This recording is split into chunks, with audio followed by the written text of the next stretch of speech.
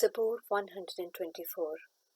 अब इसराइल यूं कहे, अगर खुदावंद हमारी तरफ ना होता, अगर खुदावंद उस वक्त हमारी तरफ ना होता जब लोग हमारे खिलाफ उठे, तो जब उनका कहर हम पर भड़का था वो हमको जीता ही निकल जाते।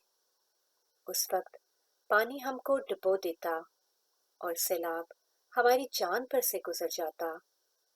उस वक्त मौजन पानी हमारी जान पर से गुजर जाता। खुदावंद मुबारक हो जिसने हमें उनके दांतों का शिकार ना होने दिया।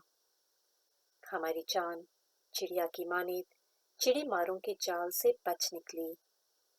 जाल तो टूट गया और हम बच निकले।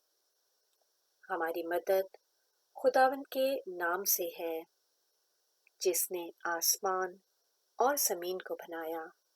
पाक कलाम के पढ़े और सुने जाने पर खुदा उनकी बहुत सी बरकत हो। आमीन।